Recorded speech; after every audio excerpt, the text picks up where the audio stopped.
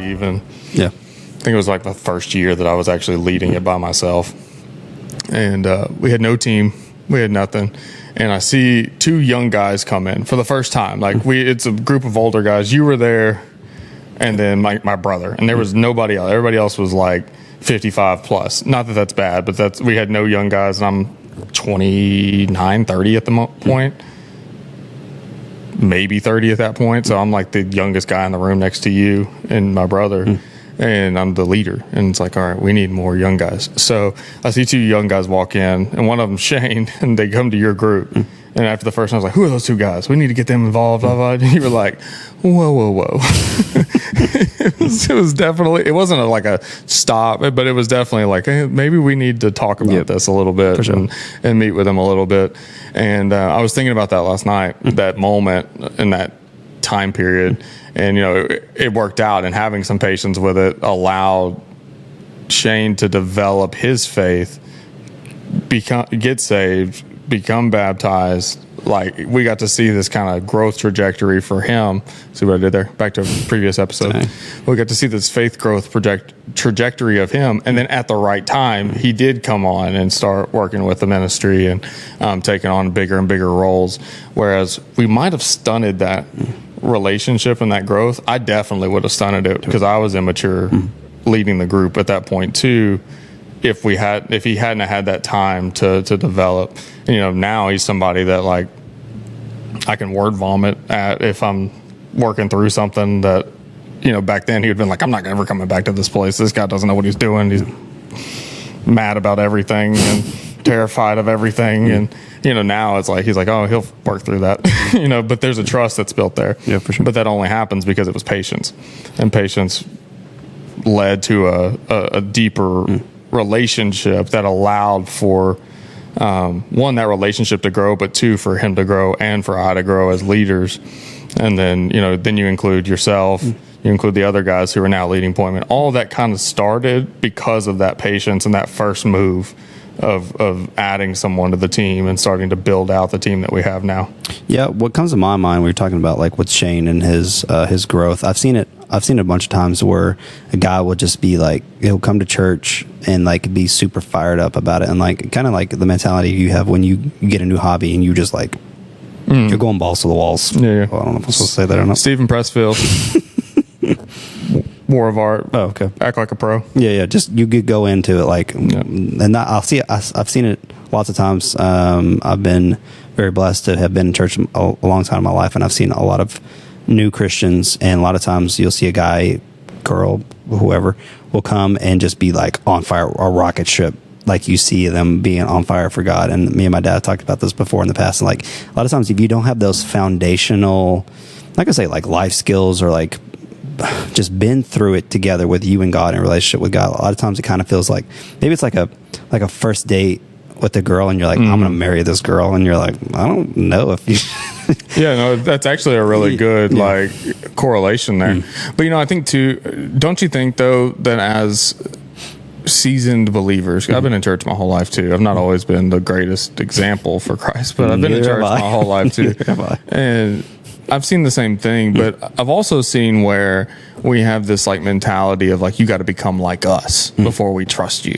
Oh yeah, no, I definitely agree. Like that is not where I was going with that. I was going with the like, this person, he might not be able to be, what's the word I'm looking for? Not dependent on. I feel like that's a bad word, but like, eventually, sometimes when you're a rocket ship, sometimes rocket ships explode. Blow up. Yeah. And so, like, you don't want to, I'm not saying you don't want to invest time in a rocket ship, because rocket ships are cool. I mean, SpaceX is cool. NASA's cool. So it is cool to, like, not attach yourself. I feel like I'm saying weird words today. You need to, yes, a person. You don't want to trust them with active participation immediately. Yes, like get attach yourself to them, because they're going up, and like for a season, y'all are having like we're all on the same path together. Maybe it's just like the sprint, the turtle versus the hare mentality of like, yes, this life is a marathon. It's not always a sprint. So like this person might be sprinting at that moment. That's what they need in their life, is they need to sprint because they're trying to catch up, or they're trying to go all in on God and like be Jesus freak, because that's what I'm trying to be as well. I always don't have the hare mentality of just taking off like maybe I'm just a slow turtle, but I have that foundational relationship with God where me and God are tight. Like I'm not Lord willing, I hope I'm never going to blow up. That's my goal. And so like you see those relationships where like this dude is a straight rocket ship. He is going he's going wild, and you're like, I really hope I don't see him blow up. But like you see it's sometimes that's what that person needs to be able to grow. Like they needed to have that moment in their life where they're chasing after God, pursuing God wholeheartedly with everything they got, because they hadn't done that in the past and they need to do that now. So. And they do get like a broader knowledge and understanding, because they're so excited about everything that they dive into everything, and then they bring it back in, and then they're able to use all of that they've taken in, and they get formed by seasoned Christians. And that's why community is so important and relationships are so 100%. important, because you take all this information and it's like, well, think about it like this, it's kind of molded and shaped into something that works and something that is good. It also can be snuffed out if you're not careful with that, and that's where you don't want to get. But hey, welcome back to the Pointman podcast. My name is Zach, this is Luke. What's up? We are having a fun conversation today about relationships, but in particular about having patience in developing good, solid relationships. It's going to be a couple weeks from now when this comes out, but I'm still celebrating an awesome win by the Oklahoma City Thunder in the NBA Finals. Oh, yeah. I forgot to say congratulations, man. That's awesome. Yeah. Congrats to me that I did nothing except for turn on ESPN. I did call it was going to go to Game 7, though. You did. Yeah. And it seemed a little intentional after Game 6, but they did win, and, it brought up some thoughts as a fan since they came to the city of Oklahoma City. I've been a fan of I don't live there, but I used to spend a lot of time there, and I've been a huge fan since they got there. And it's been an interesting ride as almost a Sooner fan, as a Thunder fan, because when they got there, they were good 3 years after arriving, because they came with Kevin Durant, they added Westbrook, they added Harden. Like, the team was good pretty much the moment they landed in Oklahoma City. I think I see where you're going with this. And this is 2012. They go to the NBA Finals and they get beat by the Heat. When they got beat by the Heat was the big three. It was D-Wade, LeBron, and Chris Bosh. And we, as Thunder fans, looked at that 2012 team and were like, oh crap, we're about to be good for a really long time. Like, this team is going to be the next dynasty of basketball. And then they never made it back to the finals as a team. And in 4 years, Westbrook was the only player left on the roster from that team that was of note. There were other players who were still around, obviously. They had all left for other teams. And then we spent like a decade adding pieces that were superstars, not doing anything with them, losing all of them, losing a bunch of games. And then 4 years ago, the Oklahoma City Thunder hit the eject button. They literally said, you know what? We're restarting. Too Fast and Furious. Ejecto seat, cuz. They literally did. They hit the reset button on the entire franchise. They trade off the last superstar. They bring in this guy who nobody really knew a lot about. He was a good ball player. He played at Kentucky, and Shai Gilgeous-Alexander. And they restart the process. And so they bring him in. Then they draft well, and they get Chet, and they get J-Dub, and they get these guys out of the draft. Then they go out this year and they add in Hartenstein and Caruso, who were these kind of pieces that they needed, that they were missing last season when they had a good year last year. But they bring these pieces in, and it took time. It took 4 years from the moment Shai landed in Oklahoma City to the moment they're standing on the podium. But it took over a decade for them to get back to where they had already been once, with a completely different roster. But I think what's important to see in this and how it relates to this conversation is, for that time period in between the two finals trips, they tried everything to get back. But they tried it with quick fixes. They tried it with superstars. They tried it with fancy moves and trying to build the next super team like everybody else at that time period was, with kind of the aging superstar, the young gun, and the kind of the veteran in his prime, which was kind of the model that everybody was building teams around back then. And they said, we're not going to do that. We're going to go draft a whole young team. We're going to bring in older role players, and we're going to kind of fit it all together, and we're going to go try to win a championship. And it worked, and they did. But I think two things that they did that were different is, one, they focused on culture and camaraderie. in the team that they built to go to the finals this year. Whereas in the past, they were focused on the quick fix and the quick relationship, if you will, that would get them to where they wanted quickly. We have to have patience in developing relationships. When as men, we kind of go one of two ways when we enter a room. We either go to the guy who's the most popular because we feed off his social capital. Because we're close to him, then we're now in front of everybody, and everybody kind of wants to be close to you because they want to be close to that guy. So you're kind of pulling from their social capital, and you're not actually producing what you could produce on your own. Or we find the guy who is just like us, who does the same things we do, has the same hobbies that we do. And that's not always bad, because it does open ourselves up to being able to connect quickly. But it does limit us in our development as people, because that relationship, you're essentially looking at a different mirror. Like they're in the same life stage, doing the same things that you're doing. So what are you growing from? How's that relationship changing you or developing you? Are you describing our relationship? No, because we're so different. None of my friends are like me. Oh, okay. None of my friends are like, all of us have things that we agree on. Like you and I like to do this. Yep. There's things that we like to do that we're both passionate about the Bible.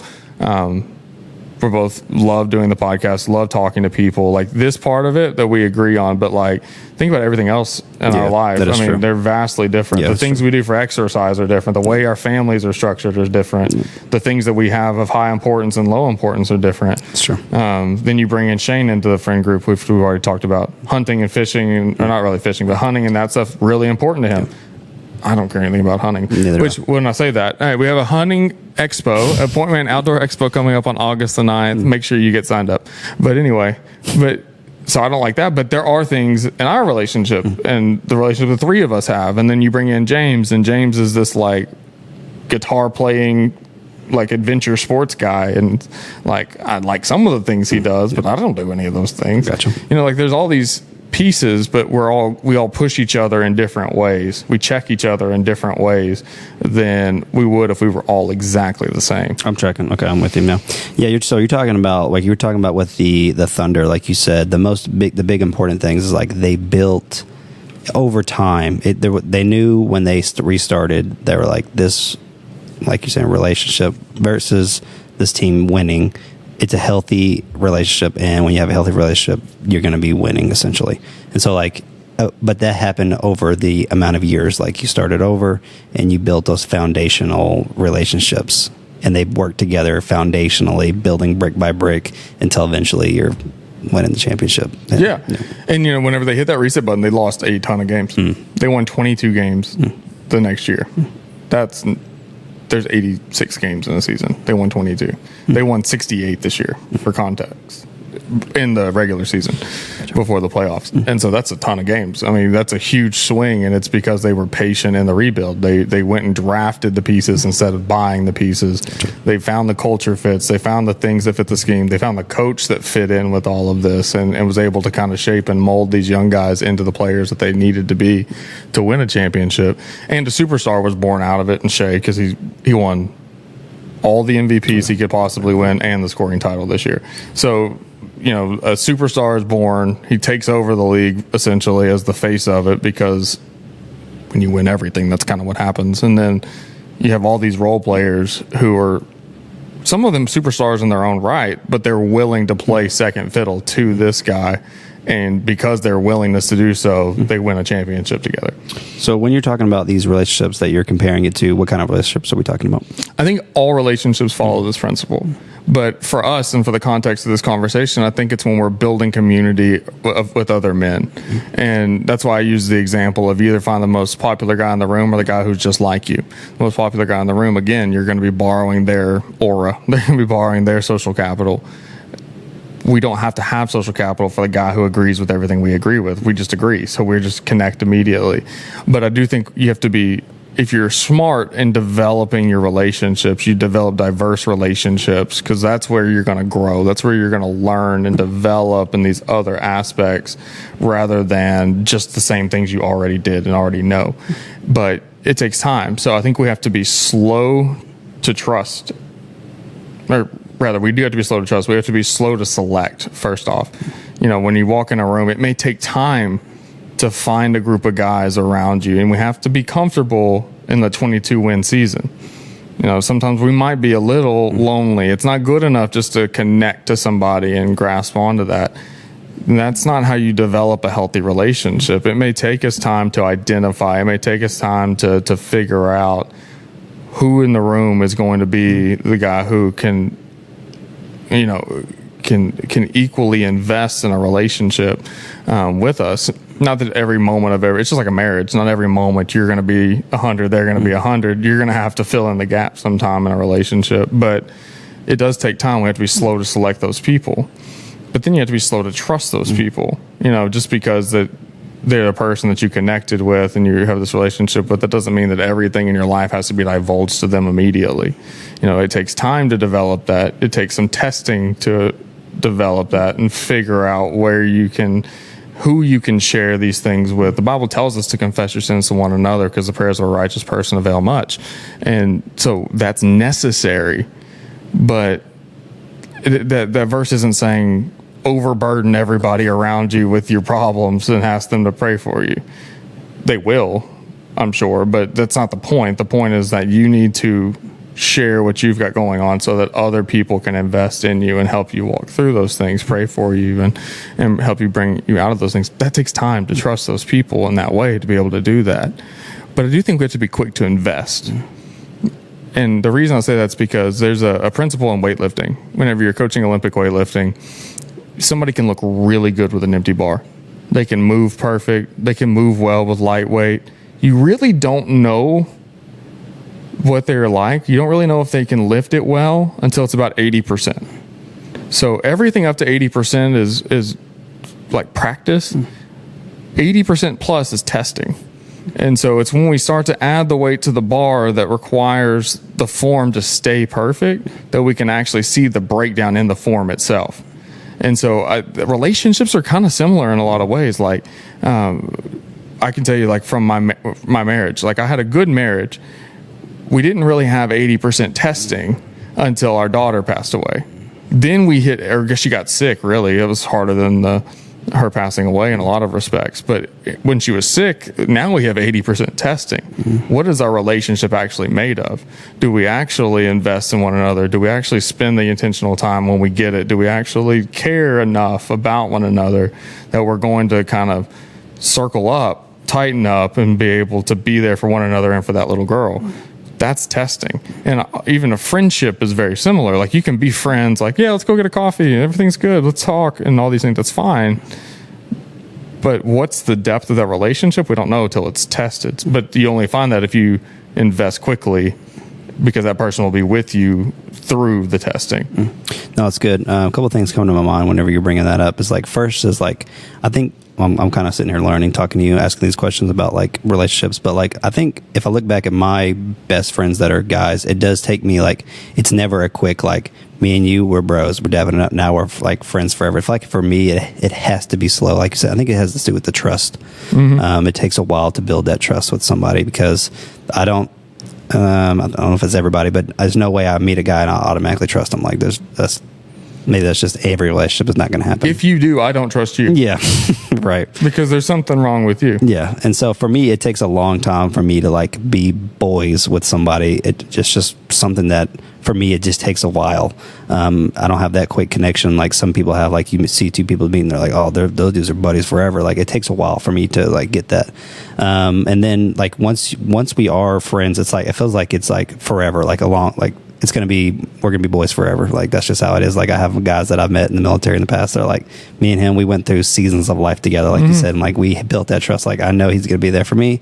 I know I'm gonna be there for him. Like we had that trust together, and it's forever. Like that's never gonna go away. Like once you can build that trust with somebody patiently, after a while, like you're like, yeah, okay, that's my dude. Yeah, we're boys forever. And then the second part of that was like, whenever you're first meeting somebody, if like it is kind of like scary, like putting yourself out there, it is a little bit scary, but like you said, you have to have that, go out on a limb and try to meet other dudes that are also following God, because that it is a little bit scary, but we do have a place where you can come and meet your boys and some Pointman. So Yeah. It's another plug. But it's important to have those people. It's really difficult to do life by yourself, and it was never the intention to do life by yourself. When you go to Genesis 2, it says he makes Adam, and he finds that it's not good for Adam to be alone. So there's actually patience in this process. He brings all the animals to Adam. He names them, and he says even there he does not find a suitable mate for him. And so he makes Eve. I understand he's making his wife, and your wife is an important relationship. But I think even in that, it shows us that there's this patience around the development. Like there was a testing. He was like, let me try all of the animals I've already created. That's not good enough. I have to create another human for him. And that is marriage. I understand that imagery. But I do think that principle applies to every relationship that we enter into, because we bring it back into this. You have to have people who are willing to invest in you and with you for what you're trying to accomplish and for what you're going through in life. I think every team, if we go back to the team kind of analogy, there's aspects of the team. There's the people who are the core, and you invest in each other somewhat equally. But there's the role players in the team too. And, I think every team has to have that, we'll call it the 3 a.m. friend, where it's like the house is on fire, everything's burning down. I can call that guy and I know he's going to answer. That's a role player. It's a vital, important piece of the puzzle. But you have to have it. You have to have the guys who are with you through all the seasons. You have to have the guys who are with you that you can talk crazy to. And I think that's an understated piece of vital importance, because if you have a crazy thought or something goes through your mind, let's say you're reading the Bible and you read something and you're like, I don't like how that reads. You may have a thought, and that thought can stick in your head, but if you get it out and someone else is able to read through it with you, but if you're scared to let it go because you don't trust the person around you, and you just think they're going to look at you like you're crazy, versus helping you work through that piece. You talking about us this week? Back in trouble? No, not yet.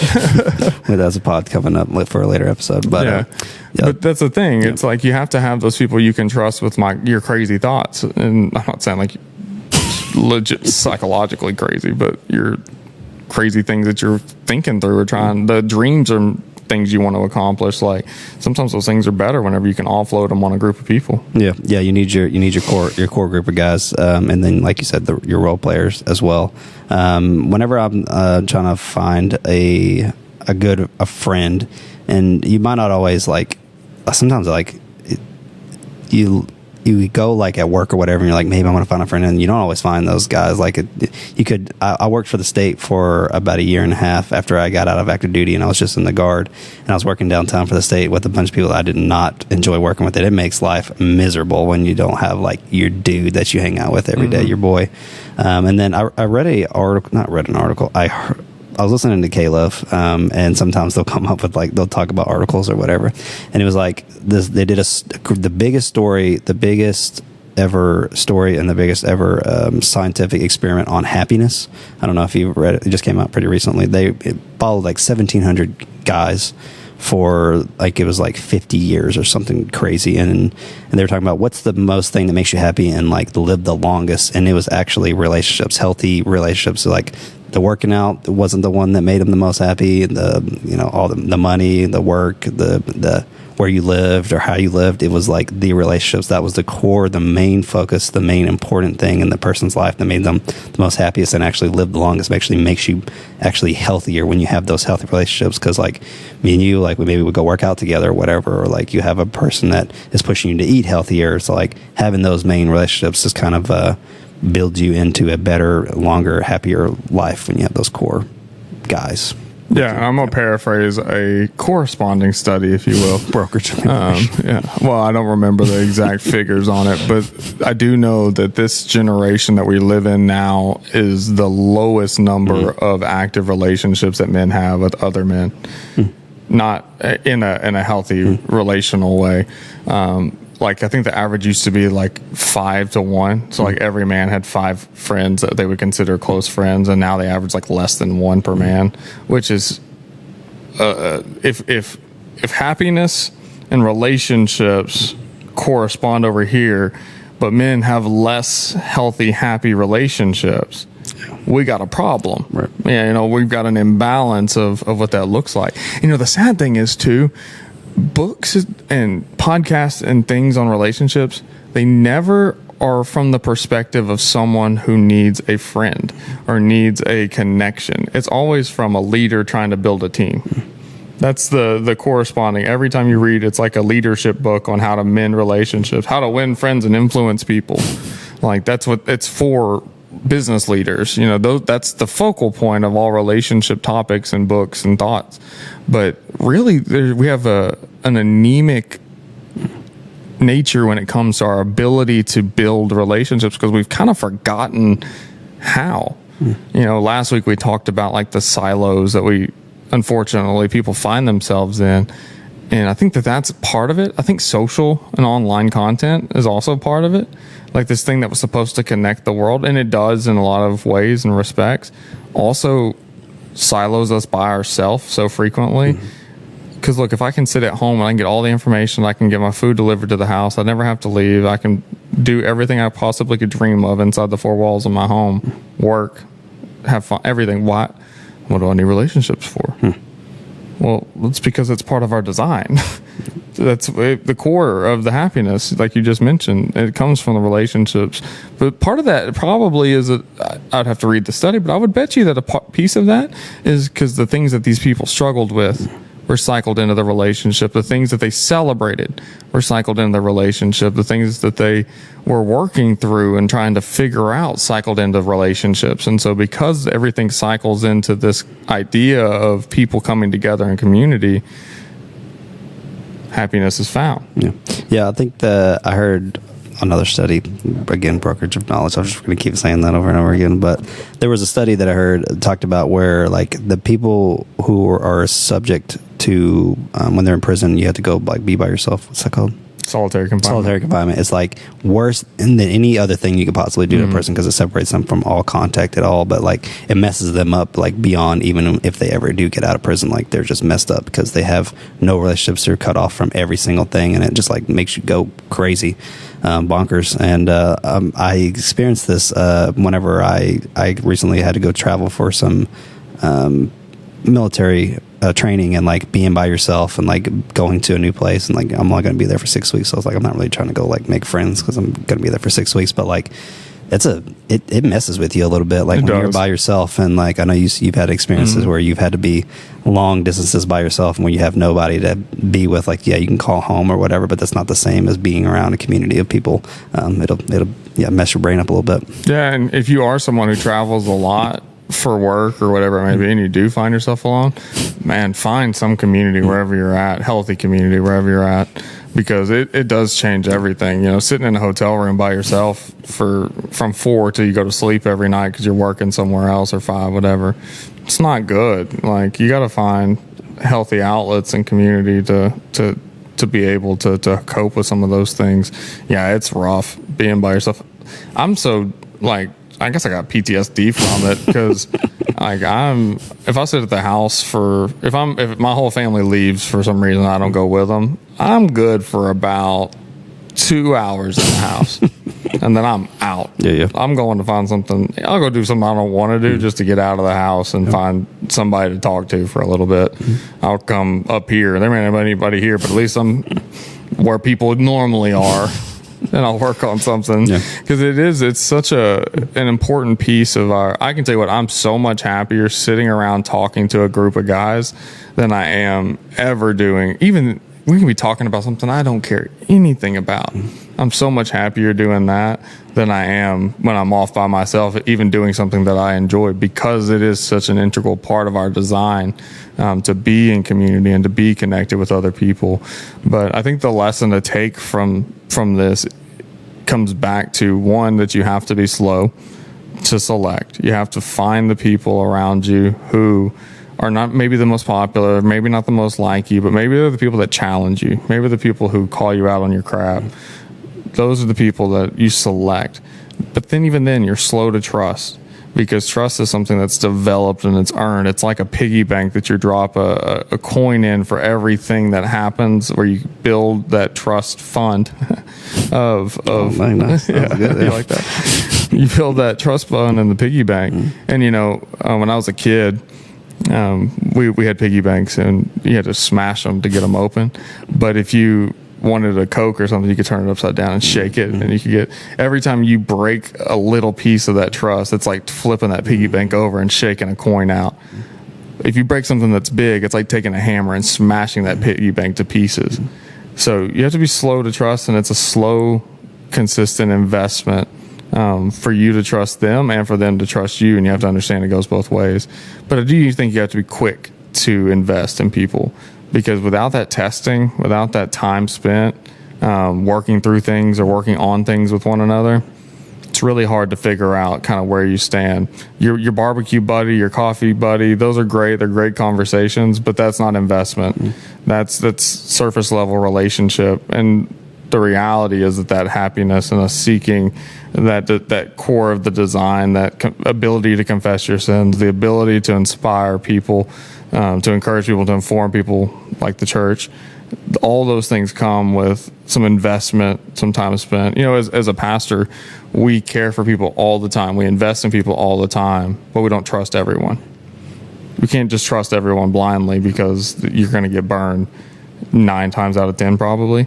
Someone passes away, we go and we care and we invest in that family. Someone gets married, we go, we care and we invest in that family. Somebody's struggling at the church, we go, we care and we invest in those people. But the number of people that we can trust is a smaller number of people.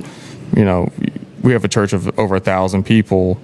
There's 5 or 6 that I would say that I trust enough to not only invest time and energy with, but to have conversations that are difficult with, or to talk things through that may be deemed wild by other people. But those are important pieces that you got to put together. Yeah, no doubt. And when you talk about the issue of trust, I've had this conversation recently with a member of our church, we'll say, and they came to me. We were discussing topic of trust and like how they don't trust God, because in their previous life they had a lot of trauma where they had to trust in people when they were a kid, and they got broken by a parental figure of theirs. And I'm like, man, that's tough to overcome, because a lot of people were like, man, I don't trust anybody anymore. The only person I trust is me. And I'm like, man, it's a hard thing, like, especially if you've gone through like past trauma or past relationship hurt where someone's hurt you with somebody that you trusted has hurt you. So like, it's not as easy as just saying like, you'll find somebody you trust, because some people they got some bad stuff they've happened to them in their life. But the one thing I would say is like, if they're a person that you can trust, well, not a person, someone that you can trust is God more than anyone else. Because if you have that relationship with God more than anybody, if you and him have built that foundation together, that is someone that you can trust. And if you just let go and focus on God and building that relationship with him first, and then it comes a little bit easier when you have those Christian relationships. Because a lot of times, even if you do have a Christian relationship, sometimes they'll still let you down, but the person that won't let you down is God. It's true. It's true. But you do need human relationships as well. Indeed. It's not enough to be isolated on an island by yourself. Right. I'll end with my favorite example of community ever, the movie Gladiator. Okay, nice. The opening scene when you find them in the Colosseum. All the gladiators are sitting in the middle of the Colosseum, and Maximus says, no matter what comes out of these gates, we have a better chance of survival if we stick together. And then they come out. 3 guys run off and get sliced immediately. But the rest of them huddle together, and they end up winning the battle, and they're able to go out and survive another day. I want that community around me. I want the one that we're like, we'll stick together. We'll take on the battle. We'll fight the fight. And, through our relationship with Jesus and through our relationship with one another, we'll be all right. That's good. We'll succeed.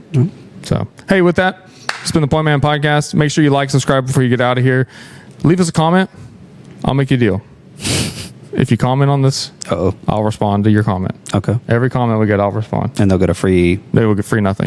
They get a free comment from me, which I don't respond to anything anymore. I quit doing that a long time ago because some people crazy out there. But with that, that's the end of this show. So we'll see you next week for another conversation. Make sure that you find us online. We got some events coming up. Pointman Outdoor Expo, That Church Pointman Outdoor Expo, first ever. We got some really cool guests we're going to be announcing in the next couple of weeks as well. You will not want to miss it if you're in the Central Arkansas Yeah, area. if you think you can hunt and you can shoot something better than another guy, then come out and prove it. $1,000 for the best shot. Nice. So with that, we'll see you later. Bye.